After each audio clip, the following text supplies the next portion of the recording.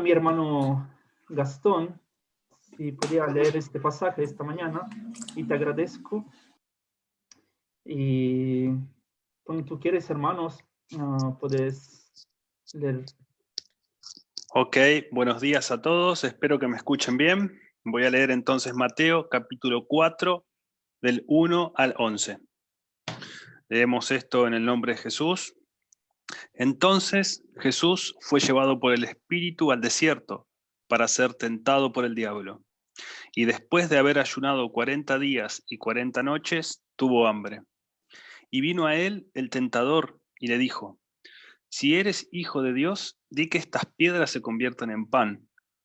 Él respondió y dijo: escrito está, no solo de pan vivirá el hombre, sino de toda palabra que sale de la boca de Dios. Entonces el diablo le llevó a la santa ciudad y le puso sobre el pináculo del templo, y le dijo: si eres hijo de Dios, échate abajo, porque escrito está, a sus ángeles mandará acerca de ti, y en sus manos te sostendrán, para que no tropieces con tu pie en piedra. Jesús le dijo: escrito está también, no tentarás al Señor tu Dios. Otra vez le llevó el diablo a un monte muy alto, y le mostró todos los reinos del mundo y la gloria de ellos. Y le dijo: todo esto te daré si postrado me adorares. Entonces Jesús le dijo: vete, Satanás, porque escrito está, al Señor tu Dios adorarás y a él solo servirás.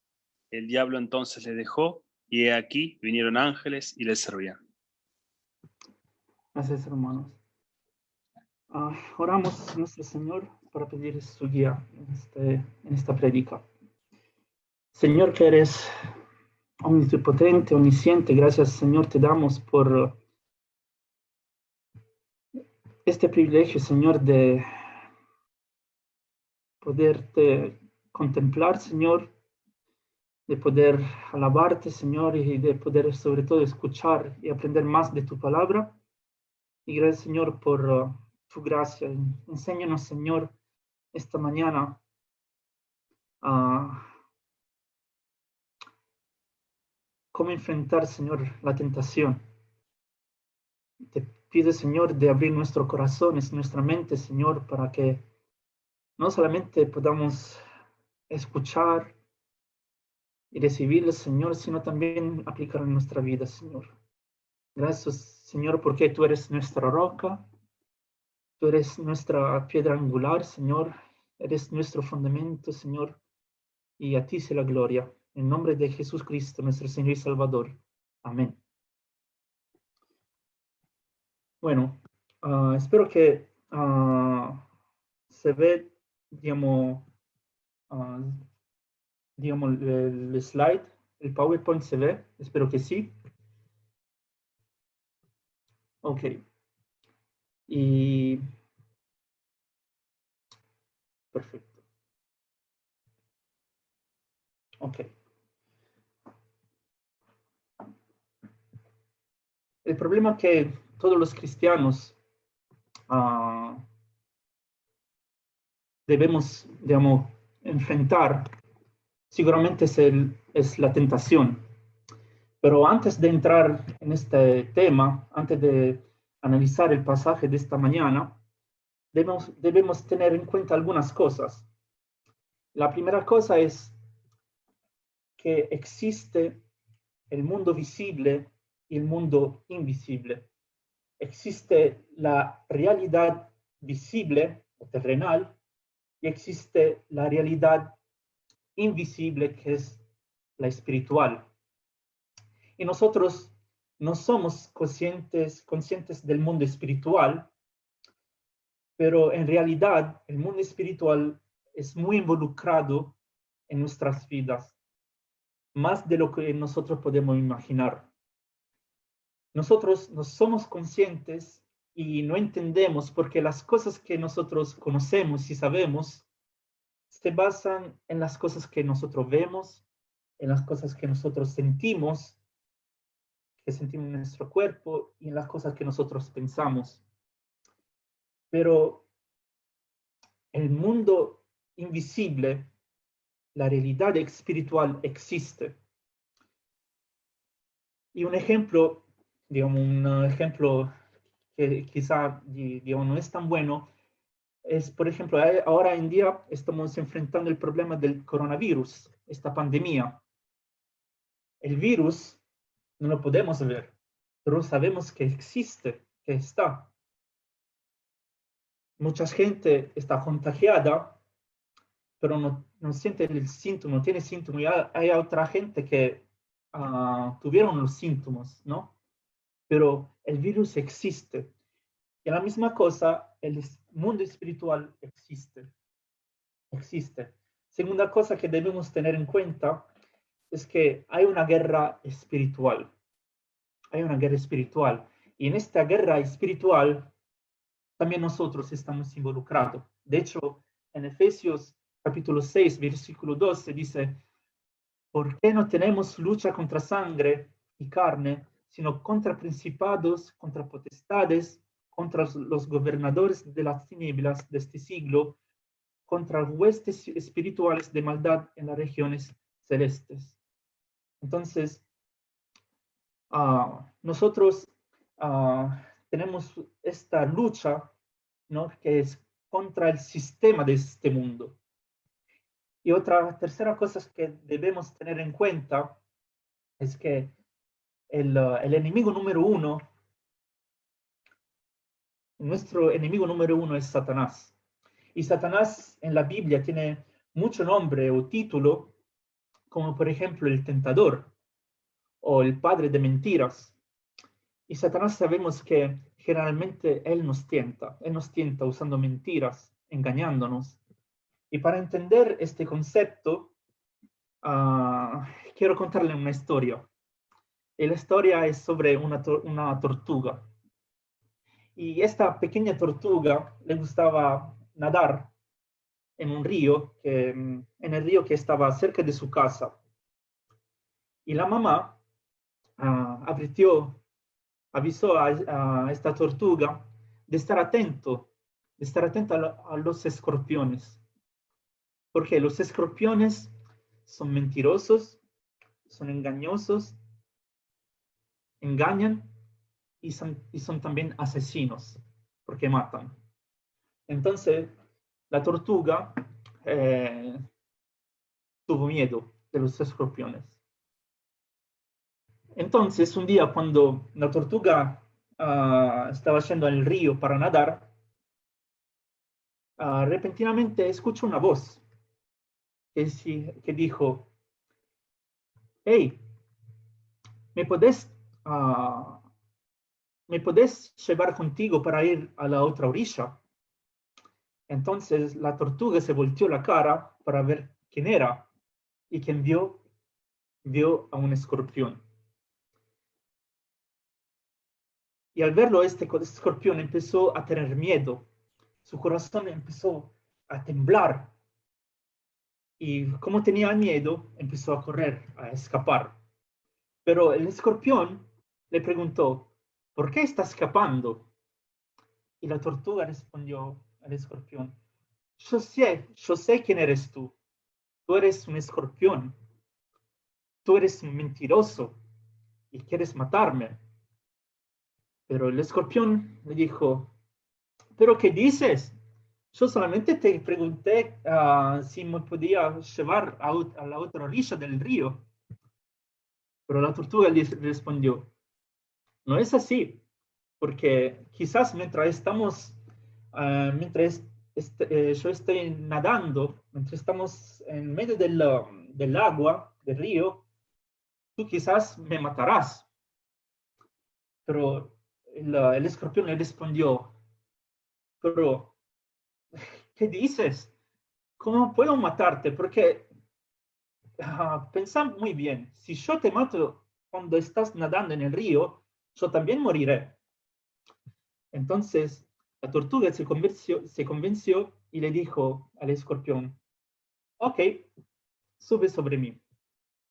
Así los dos empezaron a cruzar el río, empezaron a hablar, a charlar, empezaron a reír, a hacer broma, hasta que repentinamente la tortuga sentí que algo lo había picado acá atrás del cuello. ¿Y quién fue? El escorpión. Y la tortuga le dijo al escorpión, ¿pero por qué me picaste? Ahora los dos moriremos. Y el escorpión le respondió, lo sé, no es terrible, pero yo soy un escorpión, no puedo hacer nada porque esto es lo que los escorpiones hacen. ¿Qué podemos aprender de esta historia? El engaño. El escorpión usó palabras tan convincentes que la tortuga al final creyó. La tortuga estaba segura de que el escorpión no le haría daño porque pensaba que el escorpión era su amigo. Pero ¿qué pasó? El escorpión lo engañó. ¿Por qué? Porque eso es lo que hace el escorpión. Y la tortuga fue engañada. Y eso es lo que pasa en un engaño. Cuando alguien quiere engañarte, no es que viene a ti diciéndote abiertamente, quiero decirte una mentira o quiero engañarte, no. Pero ahora volvemos al pasaje de esta mañana y para entenderlo debemos regresar un momento a los versículos anteriores al capítulo 4, donde hemos visto la última vez que Jesús fue bautizado por Juan el Bautista en el Jordán, ¿no? En el río Jordán. Y el versículo 16, el capítulo 3 dice, y Jesús, después que fue bautizado, subió luego del agua, y aquí los cielos le fueron abiertos, y vio el Espíritu de Dios que descendía como paloma y venía sobre él. Y hubo una voz de los cielos que decía, este es mi Hijo amado en quien tengo complacencia. Así que la última vez hemos visto Jesús, hemos visto que Jesús es Dios hecho carne. Cuando Jesús vino a la tierra, Él era Jesús 100% hombre y 100% Dios. Y hemos visto también la Trinidad de Dios, ¿no? Las tres personas de Dios. Y ahora, en el capítulo 4, el versículo 1 empieza diciendo, entonces Jesús fue llevado por el Espíritu al desierto para ser tentado por el diablo. El versículo dice, entonces Jesús fue llevado por el Espíritu al desierto para ser tentado por el diablo. Y es interesante porque en Marcos capítulo 1, versículo 2, en la versión textual, dice que enseguida el Espíritu lo impulsa al desierto. Enseguida. Ahora, la pregunta es, ¿por qué enseguida? ¿Por qué tanta prisa? Recién Jesús había recibido, digamos, la proclamación, la parte de Dios, que le había dicho, este es mi Hijo amado en quien tengo complacencia. Pero la verdadera pregunta que debemos preguntarnos es, ¿habría Jesús creído a las palabras de Dios? ¿Y habría Jesús obedecido a Dios? Independientemente de la circunstancia de que Dios le habría impuesto. Este es el tema que necesitaba ser resuelto. Y por lo tanto, Jesús fue llevado por el Espíritu al desierto. Ahora, cuando hablamos de las tentaciones, hay metas y objetivos. Y Satanás tiene su objetivo. ¿Su objetivo cuál es? Su objetivo es, puedo decir, poner un poco de pimienta en las palabras de Dios para que Jesús, para inducir a Jesús a dudar de que el Padre ha dicho la verdad. Y esto es lo que se hace también con nosotros. Que Satanás busca de inducirnos a dudar de Dios, de sus promesas. Otra cosa que hace el Satanás es destruir.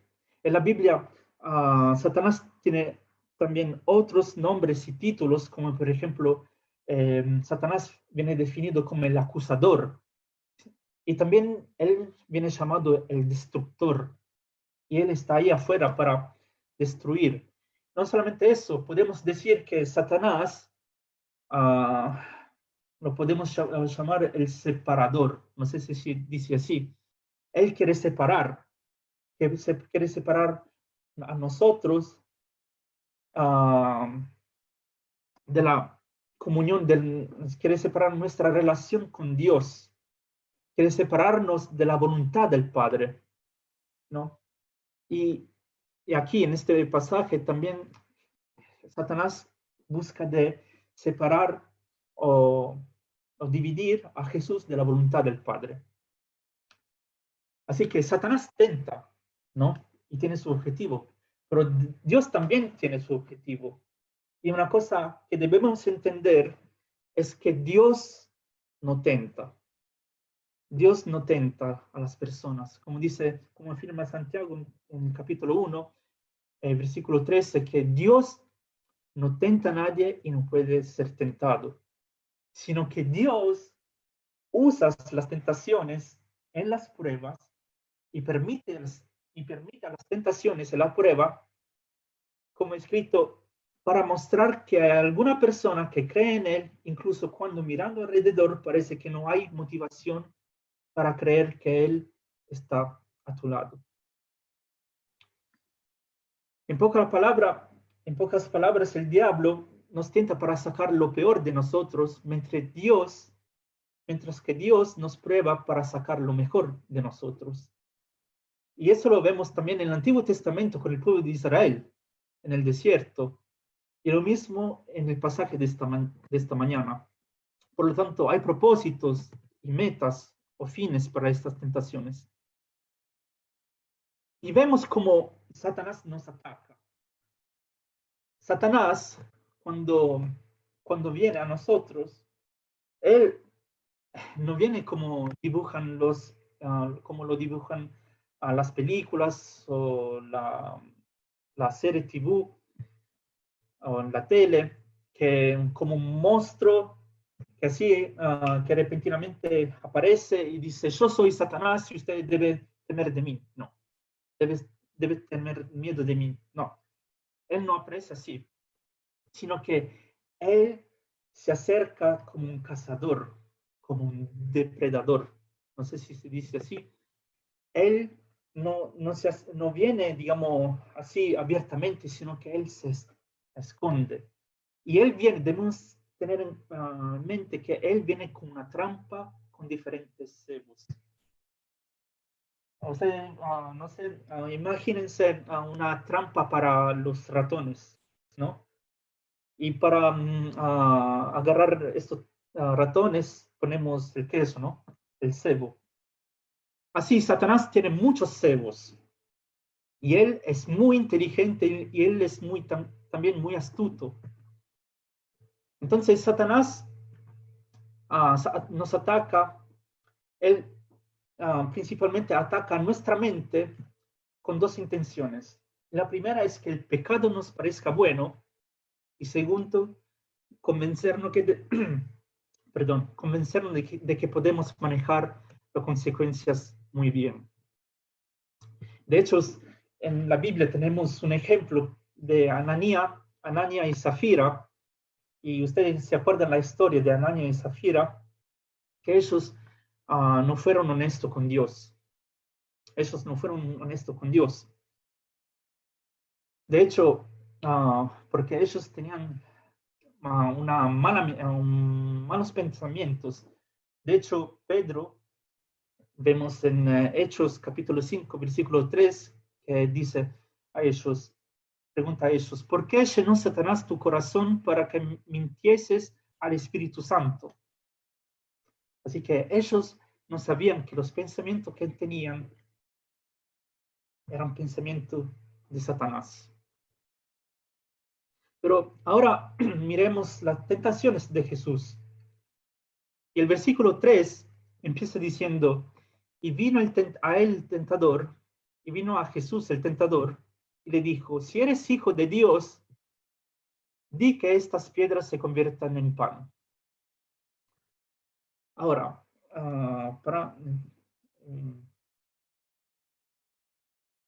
ahora en este versículo, paramos un momento, no hay nada de malo en convertir piedras en pan. De hecho, veremos más adelante que Jesús alimenta a más de 5,000 personas, ¿no? Él multiplica los panes.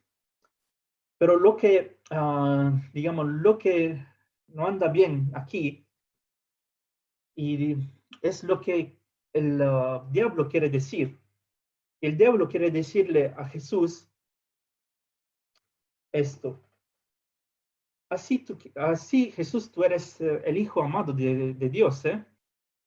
Pero es verdad. Si tú eres el hijo amado de Dios, entonces, ¿por qué tienes hambre?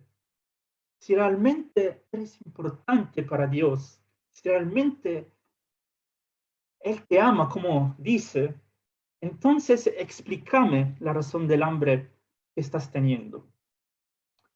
Pero Jesús no muerde el cebo, porque Jesús, Él sabe y reconoce que si Dios le ha trazado en un camino difícil, prefiere morir de hambre aquí en el desierto y seguir en obediencia, en lugar de hacer una cosa y hacerla a su manera.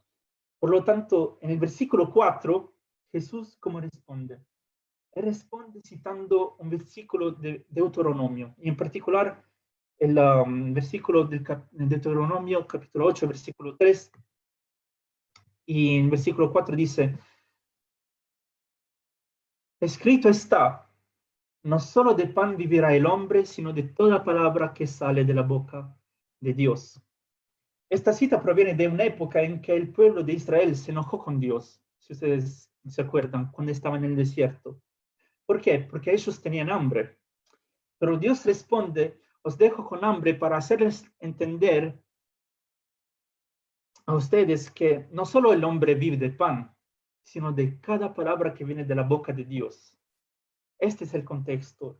Y en este momento, el pueblo de Israel prefirió el pan sobre Dios. Ahora, en este pasaje, Dios está diciendo a Jesús, ¿creeráis en mi palabra o es el pan más importante que mis promesas? Ahora, hermanos y hermanas, nosotros, si somos honestos, no vivimos realmente cada palabra que proviene de la boca de Dios. No las practicamos claramente.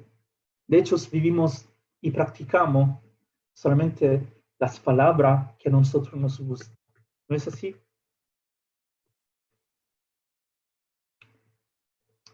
Pero ahora seguimos con los siguientes versículos. Y hemos visto que Jesús citó un versículo de las Escrituras. Pero el diablo es muy astuto y muy inteligente y habrá pensado en ese momento, entonces quiere responderme con las Escrituras, ¿eh? Ok, yo también conozco las Escrituras y citaré algunos versículos, y en estos versículos, el versículo 5 y 6, vemos que Satanás cita el Salmo 91 y dice, el versículo 5, entonces el diablo le llevó a la santa ciudad y le puso sobre el pináculo del templo y le dijo, si eres hijo de Dios, échate abajo, porque escrito está, a sus ángeles mandará acerca de ti y en sus manos te sostendrán, para que no tropieces con tu pie en piedra. Así que vemos que Satanás también usa las escrituras, pero Satanás usa las escrituras, tratando de distorsionarlo, tratando de interpretarlo a su manera.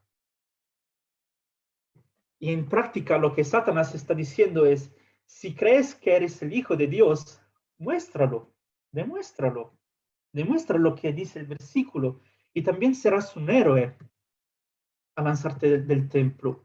Y al no morir probarás que tú eres el Hijo de Dios. Entonces, échate, lánzate, ¿no? Para confirmar que estos versículos es verdad, ¿no? Pero Jesús hace lo que haría un buen teólogo. Jesús corrige digamos, la teología de Satanás con otro versículo. Y en la respuesta que Jesús da, veremos que Jesús no es que él dice a Satanás, tú citaste mal los versículos, no. Él no dice esto, sino que él responde diciendo, escrito está también, no tentarás al Señor tu Dios. Y aquí en esta respuesta, Jesús cita de nuevo otro versículo de Deuteronomio, en particular en Deuteronomio capítulo 6, versículo 16, y el contexto es este. La gente, el pueblo de Israel, estaba muriendo de hambre y de sed. Y por esto el pueblo de Israel estaba irritado contra Dios. Y básicamente el pueblo de Dios quiso decir en ese momento, si no nos provees comida y agua y no haces ningún milagro, ya no te creeremos, porque ¿quién creería en un Dios que permitiría a su pueblo morir de sed y de hambre? Por lo tanto, el pueblo de Israel ha tentado al Señor. Pero aquí Jesús, ¿qué cosa nos enseña? Él nos enseña que no debemos hacerlo nunca. Nunca debemos hacerlo, nunca debemos tentar a Dios. No debemos ser presuntuosos pensando y poniendo condiciones a Dios. Pensando que si nosotros hacemos algo por Dios, a cambio Dios hará algo por nosotros. Él no es como una máquina de cambio. No, no es así. No debemos pensar que si nosotros hacemos algo por Dios, entonces Dios hará algo en cambio. No. Si yo voy a donar, a ayudar a una persona o pacientes en hospitales, entonces Dios me regalará, me dará una Ferrari. No, Dios no es así. No es así. Y aquí Jesús también está diciendo, ni siquiera necesito un milagro para creer que yo soy el Hijo amado de Dios, en quien está complacido. Ahora, seguimos en los próximos versículos y aquí vemos la tercera tentación que Satanás hace. Y esta tentación tiene algo que ver con las posesiones y propiedades del mundo. Y de nuevo Satanás, que es astuto e inteligente, utiliza la escritura a su favor. Y aquí en particular usa el Salmo 2, porque este Salmo 2 dice que un día Jesús se sentará en el trono y Dios le dará todas las naciones de este mundo. Así que en el versículo 8 dice, otra vez le llevó el diablo a un monte muy alto y le mostró todos los reinos del mundo y la gloria de ellos. Le dijo, todo esto te daré si postrado me adorares. Si postrado me adorares. La pregunta aquí ahora es, ¿tenía Satanás el derecho de hacerlo? Yo pienso que Satanás, aquí el diablo estaba engañando a Jesús, porque al final no le habría dado todo el que le ofrece. Y además, si analizamos bien este versículo, Satanás le estaba ofreciendo una oferta más tentadora para obtener los reinos y las naciones, en lugar de morir en la cruz y obedecer a Dios, seguir el plan de Dios, ¿no? Y para hacer eso, todo lo que Jesús necesitaba hacer era arrodillarse y adorarlo. Pero por supuesto Jesús se negó. En el versículo 10, ¿cómo responde? Dice el versículo 10, entonces Jesús le dijo, vete, Satanás, porque escrito está, al Señor tu Dios adorarás y a Él solo servirás. Por lo tanto, Jesús responde que no. Solamente a Dios debemos adorar. Solamente a Dios debemos servir. Ahora, en la Biblia, en Apocalipsis, dice que habrá un momento en que el anticristo será adorado durante la tribulación, pero ese momento será muy corto, porque al final Cristo aparecerá con gloria, con poder, con triunfo, ¿no? Y toda la gloria será suya. Y después vemos en el versículo 11 que el diablo entonces le dejó y aquí vinieron ángeles le servían. Y es interesante porque en Lucas, a través de Lucas capítulo 4, versículo 13, dice que y cuando el diablo hubo acabado toda tentación, se partió de él por un tiempo. Así que Satanás no es que se alejó por siempre, no, sino se alejó, se apartó por un tiempo, ¿no? Y veremos que también Jesús será tentado más adelante. ¿Y qué nos enseña esto? Que nosotros también, cuando vencemos la tentación, no pensemos que hemos vencido por siempre, para siempre, sí, por siempre, porque Satanás volverá otra vez para tentarte. Él volverá.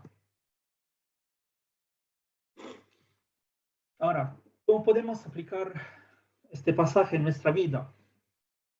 Y hay muchas personas que en las tentaciones han caído, ¿no? Han caído en pecado, han caído y cometieron un pecado y pecaron. Y conozco personas que por causa de esta tentación, por causa de este pecado, han perdido todo, han perdido todo. Y no solamente las propiedades, sino también perdió su familia, todo. Pero, ¿qué debemos acordarnos? Dice primero de Juan, capítulo 1, versículo 9, que si confesamos nuestros pecados, Él es fiel y justo para perdonar nuestros pecados y limpiarnos de toda maldad.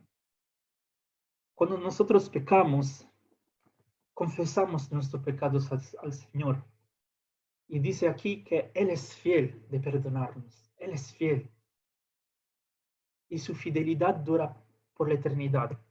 Así que debemos pensar a esto cuando somos tristes que hemos pecado.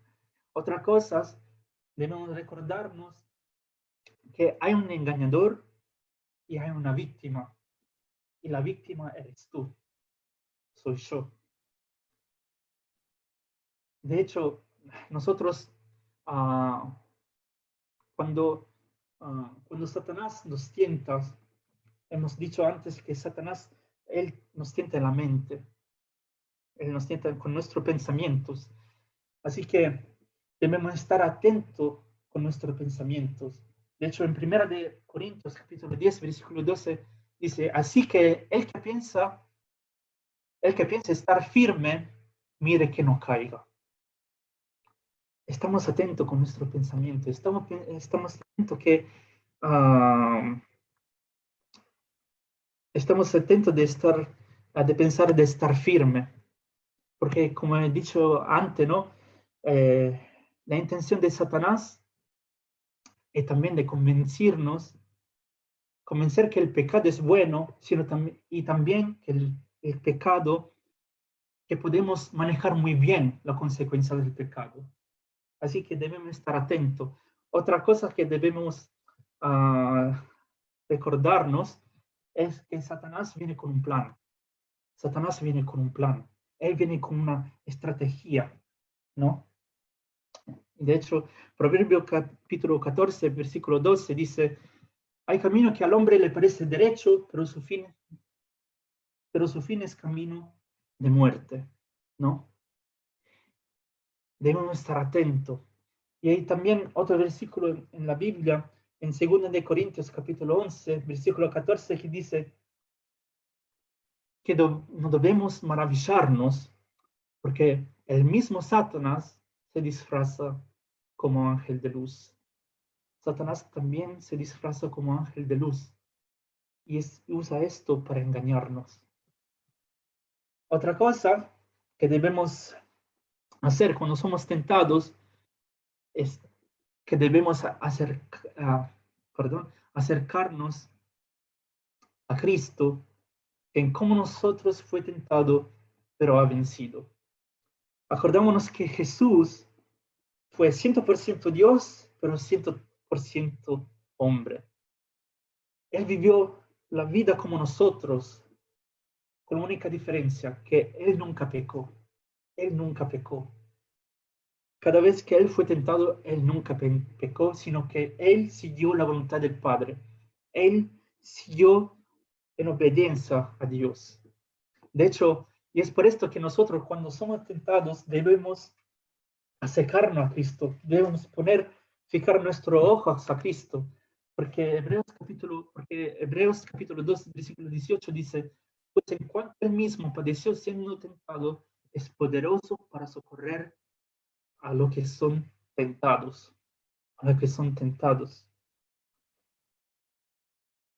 Otra cosa que debemos hacer es confiar en las promesas del Señor, ¿no? Confiar en las promesas del Señor. Y dice Santiago que nosotros debemos estar feliz o debemos gozarnos. Dice, bienaventurado el varón que soporta la tentación o también las pruebas, porque cuando haya resistido la prueba, recibirá la corona de vida que Dios ha prometido a los que le aman. Así que debemos gozarnos, debemos estar gozosos, porque dices también en Santiago que las pruebas, dice en capítulo 1, perdón, eso lo busco, las pruebas nos ayuda y produce la paciencia, ¿no? Nosotros tenemos paciencia, la paciencia, y también Dios tiene paciencia, mucha paciencia con nosotros, ¿no? Otra cosa, y estamos casi por terminar, no se preocupen, otras cosas que debemos hacer, debemos estar pronto a la tentación y someternos a Dios. Debemos estar atentos, debemos estar pronto a las tentaciones como orando a Dios, leyendo su Biblia, las Escrituras, su palabra, y sobre todo sometiéndonos a Dios. Y hay un versículo que me gusta, hay un pasaje en 1 de Tesalonicenses que me gusta mucho, ¿no? Que nos explica cómo debemos vivir una vida cristiana. Dice, en el capítulo 15, desde el versículo 14 al 24, también os rogamos, hermanos, que amonestéis a los ociosos, que alentéis a los de poco ánimo, que sostengáis a los débiles, que seáis pacientes para con todos. Mirad que ninguno pague a otro mal por mal, antes seguid siempre lo bueno uno para con otros y para con todos. Estad siempre gozosos, debemos siempre gozarnos.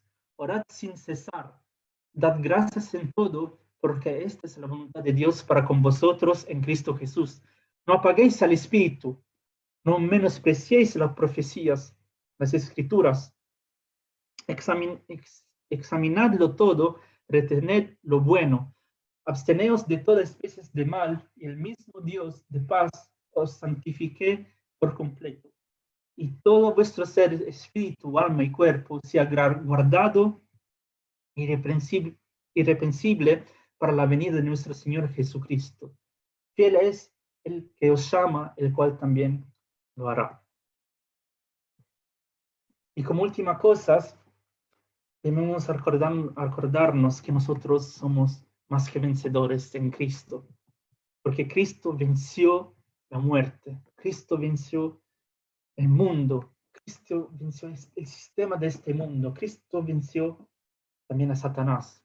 En Romanos capítulo 8, versículo 37 hasta el 39 dice: antes en todas estas cosas somos más que vencedores por medio de aquel que nos amó. Por lo cual estoy seguro de que ni la muerte, ni la vida, ni los ángeles, ni principados, ni potestades, ni lo presente, ni lo porvenir, ni lo alto, ni lo profundo, ninguna otra cosa creada nos podrá separar del amor de Dios, que es en Cristo Jesús, Señor nuestro. Cuando Satanás busca de decirnos y de convencernos de que Dios no nos ama, quizá en las circunstancias que estamos teniendo ahora mismo, quizá Satanás estás buscando de convencerte que Dios no te ama. No es así. Dios te ama, porque nada nos puede separar del amor de Dios. Nada, nada. Así que damos gracias a Dios por esto, ¿no? Por su fidelidad. Damos gracias a Jesús por la obra que Él cumplió en la cruz, porque también Él resucitó.